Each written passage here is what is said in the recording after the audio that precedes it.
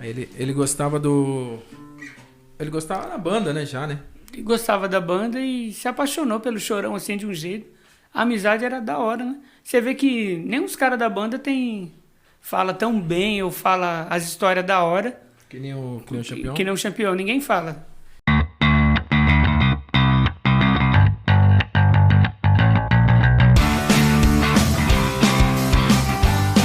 Só tem as histórias de vivência, de vida, tudo, mas não fala da hora, assim, como o Champion fala, assim. Você vê que tem tipo aquelas coisas da hora, assim, tipo você levar pro lado da Bíblia, você vai ver, começa a ler o Mateus, Marcos, você vê as pessoas falando da pessoa de Cristo de uma forma legal, mas quando você vai ver, né? quando você vai ver Lucas falando, ele fala bem mais, parece que é amorosamente, assim, mais da hora, assim.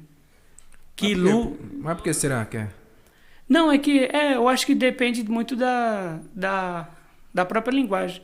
Tanto assim que alguns teólogos falam que o livro de Mateus é o livro mais confuso para se entender a linguagem a respeito de Jesus. O livro de Mateus? O livro de Mateus. Tem muitas coisas assim que eles estudam mais profundo do que os outros evangelhos, pela linguagem, que é mencionada. Tem gente que ela lê um pouquinho ali, mas quando se trata da história de Cristo mesmo, eles partem mais para Marcos, João e Lucas, que tem mais definições sobre a vida de Jesus na Terra. Eu não sabia, não. É. A gente tá lendo um pouquinho, né? Sim. Estudando. Estudando. Uma coisa tem que fluir. Não, mas é... E você sabia que o livro Lucas, eles não queriam registrar o livro de Lucas, porque o Lucas não é judeu. Sabia disso? Não. Não, eles não Só queriam. porque ele não era judeu, eles não queriam? Não, o Lucas foi o último evangelho, depois de muitas reuniões entre eles, que eles aderiram à história de Lucas. Eles não queriam, porque o Lucas não era judeu, ele era de outra origem, que eu não me lembro o nome agora. Que o livro era especialmente um livro judeu. E os atores tinham que ser judeu. Aí por essa linha de raciocínio, Lucas não se enquadrava. Embora Lucas foi um dos principais pesquisadores da vida de Cristo, né? O Lucas, ele era médico, não era? Lucas era o doutor médico. Quando ele sabe dos fatos que estavam acontecendo, quando Jesus havia morrido, ele se interessa pela história. E se você ir mais profundamente, Lucas ele era parceiro de Paulo praticamente. Muitas viagens de Paulo, Lucas estava junto. Caramba. Só que quando você lê a Bíblia, não parece pela dimensão de onde as cartas de Paulo elas são escritas, né? Que a forma literária, às vezes, dá aquela complicação na mente. Quando você está lendo a Bíblia, parece que tudo é muito longe uma coisa da outra. Principalmente Lucas e Paulo. Parece que vocês estão falando de pessoas de 2 séculos diferentes. Só que não, é da mesma época. Lucas ele andou com Paulo. E ele ia andando e vendo o depoimento de cada um. De cada um. Lucas ele foi um pesquisador a fundo. E porém, por ele ser um pesquisador e um doutor, só que ele não era judeu. Aí eles não queriam aceitar as obras de Lucas. Não queriam aceitar a visão que a Lucas visão de tinha, Lucas, assim. mas só pelo fato de ele não ser judeu. Caraca, Ele foi um último livro e depois de muito credo, né? Muitas reuniões aí que eles enxetaram ali o livro de Lucas. Cara, então sempre teve esse negócio, né? Sempre teve. Sempre teve. Esse eu acho legal. Preconceito, né? Eu acho da hora ler, aliás, ouvir aquele teólogo doutor lá, o Nicodemos. Ele conta muito assim sobre os livros que não foram inclusos na Bíblia, que embora são verdadeiros. Mas para não confundir a mente das pessoas, eles não foram enxertados. Mas tem muitos livros assim que foram escritos, tipo assim, o cara era primo de Jesus. Ele escreveu sobre a infância de Jesus. Tem livros assim, e eu não sabia disso. E tem muitos livros assim que não foram enxertados ali pelos atores não ser judeu. Caramba. Muitos livros de histórias verídicas mesmo, mas eles não eram judeus. Por isso que quando a Bíblia ela foi escrita, o Novo Testamento, fizeram uma espécie de uma peneira. Eles foram selecionando tudo aquilo que fazia mais sentido. Na verdade, né, o que Deus queria realmente, de fato, que estivesse ali, não poderia faltar. E os restantes dos livros não foram. Tanto que tem livros que é muito parecido, que é alguns católicos, e tem também aqueles que os caras forçam, jogam uma heresiona por cima. Não. Mas tem muita coisa assim, que o Nicodemos falou que era interessante as pessoas lerem, mas às vezes a pessoa não tem a mente de ler, né? De saber diferenciar a Bíblia de um livro que outra pessoa escreveu, ou outros escreveram, não consegue conciliar às vezes. Mas tem muito livro. Mas por causa da origem do escritor, no Exatamente, por causa da origem. Não que o fato é mentiroso ou é inventado. Não, tem muita gente que foram inspiradas, escreveram livros, mas não foram publicados na Bíblia. Juntaram junto com a Bíblia. Mas se tratando igual da questão de Cristo, da mensagem que Cristo queria passar, você acha que influencia o fato desse livro não estar lá? Não.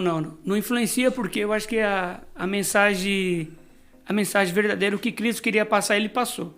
Ele passou, né? Na Bíblia. Os demais, os que não foram acrescentados, eu creio eu que são historinhas do dia a dia. Nicodemos até menciona que teve um livro que ele leu, que uma vez Jesus, quando criança, curou um passarinho, uma coisa assim, coisinhas assim que... Isso aí não tem no filme lá da... Tem um filme de Maria que mostra. Que mostra, né? Tem um filme de Maria que mostra. Aquela filme Maria, Mãe de Jesus? Sim. Que mostra Jesus curando um passarinho lá. Então, eu acho que são coisas que tem... Pô, Cristo foi se revelar com 30. E eu acho que aconteceu muita coisa. Você imagina 30 anos, será que nenhum parente ficou doente, nenhum amigo ficou doente e não foi curado? Eu acredito. Mas eu acho que fica igual quando se trata do planeta Terra, sabe? Sim. Tipo de Gênesis, mostra aquela... Tipo assim, filho de Sete, depois filho... Não mostra... De fato, tudo que aconteceu. Exatamente. Mostra, tipo, os cabeça, né? Exatamente, então, os cabeça. O que fez diferença, Jesus com 12 anos, que ele se perdeu no templo, né? Se perder não, perderam Jesus no templo. Mostra, tem uma grande mensagem ali, né? Sim. Que faz muita diferença, né? Jesus, ele já ensinando, mostrando com 12 anos a sabedoria dele, né? E mostrando, esqueceram Jesus, né? Numa festa esqueceram Jesus. Sim. Beleza? Depois, quando mostra Jesus já mais velho, mostra, tipo, Jesus de fato na missão dele, né? Então, assim, talvez o que aconteceu com Jesus de 20 anos não tinha muita influência na narrativa do Cristo que ia morrer na cruz. Exatamente. Eram questões comuns, né, do dia a dia. Ele não ia fazer... Porque até tem versículos na Bíblia, passagens na Bíblia, que dizem que se fosse escrever toda a vida de Jesus, não caberia em toda a Bíblia. Todo o milagre que Jesus fez. Porque ele fez muitos. Só que eles fizeram uma peneira, o que de fato Deus ele queria que fosse escrito e mencionado. Legal. É bom, cara. É bom essa... Tem coisa do Nicodemo lá que eu não acho muito legal, não. Também. Muito... A gente pega algumas coisas, né? Tudo. Tem que pegar o que é uma bom. Coisa... Né? O restante... o restante a gente guarda no outro bolso, né? Bolso furado. No bolso furado. Mas ele é legal, eu gosto da visão dele. Das visões e... As visões, como ele entende... Sei lá, Fabiano, antigamente, se eu visse um cara pregando igual Nicodemos, eu falaria ao contrário. Na nossa criação, no nosso jeito de pensar pentecostal. Pentecostal, né? Eu falaria que sangue de Jesus tem poder, queima ele. Sério? Sério, pô. Mas hoje a gente vê uma linguagem... muito verdadeira, de fato. E rica na mensagem, de fato. E rica em detalhes, né? Porque a gente foi criado... Assim, a gente foi criado na emoção, né, cara? Exatamente. É mais emocional, né? Exatamente. Essas mensagens é muito emotiva e não tem muito conhecimento, a bagagem de conhecimento, né? Eu tenho um ditado que eu falo muito hoje. Eu não... Isso é uma frase de efeito. Eu não ponho muita hoje em cima, nessas frasezinhas de efeito. os linkzinhos que os pregadores usam. Que vários usam. Quando chega assim, né? nos 20 minutos finais da pregação, ele tem aquelas frases de efeito, levanta e vamos falar de esperança, e vamos falar, porque sabe que isso aí vai motivar todo mundo. Muita gente, Aí quando a gente vai ficando meio velho na fé, estudando mais a Bíblia, a gente vai entendendo que frases de efeito é uma coisa e a ação do Espírito Santo é outra. Mensagem de Cristo Mensagem é outra. Né? Domingo teve um culto legal, o pastor pregou, o último domingo que eu fui, e foi muito interessante. O pastor ele deixou isso claro. Por quê? O rapaz ele pregou 40 minutos. 40 minutos. Aí no finalzinho ele começou a louvar um hino. Aqueles hinos chips que fala, né? Worship. Aquele lá que repete, pá. Aí toda. A emocional da igreja foi lá em cima. Pá, pulou, um abraçou o outro. Pá. Aí quando terminou isso, que o pregador retornou o microfone, ele falou no culto com o pregador lá. Ele falou, igreja, eu tô muito triste com vocês. A gente tomou um susto, né? O culto foi do jeito que o Pentecoste gosta, aquele pulo puro. Fogo puro, ele falou. Então eu fiquei meio triste, porque o pregador pregou 40 minutos e ninguém sentiu nada. Agora, quando tocou 2 hininhos, vocês... Na cara. Plá! A emoção, né? Falei, irmãos, que isso? Vamos dar valor mais à palavra de Deus. A palavra de Deus que tem que, né, causar esses efeitos. E parece que a gente passa o culto inteirinho esperando um louvorzinho pra você encher o olho d'água ou chorar. Sendo que, na verdade, é o contrário. Eu falei, rapaz, pastor usado. Gostei dessa. É a emoção, né? É, da hora. Pega muita emoção, né? É louco. É muito triste, né? É triste demais. É triste ver isso. Ele falou com lágrimas de tristeza. Ele não falou, não. Ele falou, rapaz, eu tô decepcionado. Porque o peão pregar 40 minutos e não ouvir nada. E depois ele levantou a igreja. Em 5 minutos a igreja sente a mensagem. Fogo puro. Cai puro, um por cima do outro. E eu acho que isso daí é uma das principais realidades hoje. Nas igrejas. Isso. Hoje é o principais. É muito triste dizer isso, mas eu acho que a igreja ela está sendo encurralada. Olha que legal, que da hora isso. Que eu tenho pensado nesses tempos. A igreja ela tem sido encurralada, tanto nessas velhas tradições e tanto na nova agora, que é a pregação meio coach, né? A igreja ela está sendo encurralada, né, pelos dois lados. Outra, pelo pentecostalismo que não está tanto em evidência, portanto você vê algumas igrejas forçando mais uma atuação, e tanto uma igreja que ela quer ser tanto liberal que passa pelo lado coach. A igreja ela está sendo encurralada de Cristo. Da hora, mesmo, né? Porque chega parede preta, se você chega no... mensagem. Isso. Mensagem para fazer você chorar, né? Exatamente. Se você chega numa igrejinha antiguinha, ele já força aquilo do pentecostalismo. Em meio uma era coach, já é meio que uma forçando. Porque o forçar, eu acho, Fabiano, é quando falta a Bíblia. Hoje eu defendo muito pastores que, além de ele ter uma unção divina, o estudo acadêmico de teologia, para mim, é a principal arma, digamos assim, para vencer essa crise espiritual que a igreja do Brasil vive. E o Brasil em si vive, né? O Brasil é o mundo, né? O mundo se vive. Essa visão de... Os extremos é sempre ruim, cara. Né? É verdade. Os extremos, a pessoa viver no extremo é ruim. O extremo do Pentecoste, não sei o quê, na emoção, que vira uma emoção e algo forçado. Isso mesmo. E por outro lado, esse coach, né, que é mais que traz a emoção também, né? Traz emoção. Mexe o outro lado da sua emoção, né? Exatamente. É horrível, né? É horrível você viver assim, né? O ruim é o que faz sucesso, né? Aquela mensagenzinha é o que faz sucesso, é o que dá views, né? É o que dá dinheiro. Infelizmente a pessoa é movida a dinheiro, né? É o que a gente fala, exatamente o que eu penso. As frases feitas, ela te dá no momento ali, ela te dá um up. Uau, pá, um link. A frase feita. Como se fosse um guitarrista tocando numa banda e ele tem algumas frases feitas. Mas quando tira tudo isso dele e põe ele para tocar normal, uma simples base, ele não consegue, porque ele estudou frases feitas. Mas para fazer um ao vivo ali, de repente, qualquer outra coisa que saia do mundinho dele, ele fica perdido. E a igreja, ela tá nesse.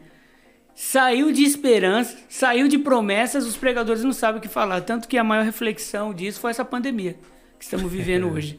Que deixou muitos pastores com calça justa. Sim, foi mesmo. Foi. Porque foi aonde que a gente, fiéis, a gente queria uma palavra. E a gente não tinha.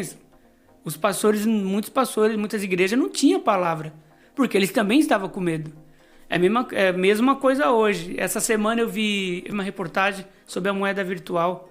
Sim, como é que é o nome? Tem a Bitcoin, tem outra. Isso, essa daí que já tá, ela tem um estado aqui de São Paulo que esses caras de fora, ele investiu só em moedas, para os moradores usar só dela. Porque eles estão fazendo um experimento para unificar todas as moedas. E eles começaram com essa Bitcoin, que é uma moeda muito usada na internet, né, nos mundos aí, sim, de transações, tudo. Aí um empresário doou não sei quantos milhões mesmo para uma cidade aqui no Brasil. Eu esqueci o nome dela, do estado. Naquela cidade só circula esse tipo de moeda, que eles estão fazendo um experimento. Porque seria quase a mesma coisa de um cartão de crédito, né? Você não tem o dinheiro físico na mão, você tem o seu cartão e ali você faz tudo. E eles vão fazer... As transações são todas virtuais. Todas virtuais. É tanto que hoje o Pix, tudo, você faz tudo sem sair de casa, só usando essas coisas virtuais. Sim. E essa moeda, ela tem ganhado uma grande força lá fora. E ela está se expandindo para os países de terceiro mundo, porque eles estão querendo introduzir aos pouquinhos. Cara, você não vê ninguém falando isso. Você não vê pessoas que estudam sobre o assunto para deixar suas igrejas preparadas. Foi isso que aconteceu com a pandemia. Os caras não estão estudando, eles estão nas frasezinhas feitas de Moisés abriu o mar vermelho e eles estudam, eles esquecem uma realidade que está por vir. Por isso que a pandemia veio e pegou a gente despreparado. Por quê? Porque as pessoas só pregam e não vivem. Eles estão... prega as frases de efeito e não vive uma realidade. Entendi. E não ensina a gente que somos membros a viver uma realidade pós-tribulacionista ou anti-tribulação. O pré-tribulacionismo, que é o pentecostal acredita, sim, tem muitas pessoas que são contra, né? Sim. Pessoas que trazem um estudo mostrando que a igreja, ela não é pré-tribulacionista. Sim. Ela é pós. Ela é pós. Então, assim, tem aquela... Muitas frases que a pessoa fala assim, que Jesus livra na tribulação, o dia mau, né? Sim. Se preparar para o dia mau. Então, assim, eles trazem outros estudos, que é muito aprofundado, fala assim que se Jesus tira você na tribulação, por que ele vai tirar você antes dessa tribulação? Eita, e o ruim disso é que nem você falou, os pastores não estavam preparados para uma pandemia. Ou também eles não se preparam e não preparam essa igreja para uma tribulação. E se de fato acontecer essa tribulação e a igreja em si precisa ficar na tribulação para ser livrado na tribulação, como vai ficar?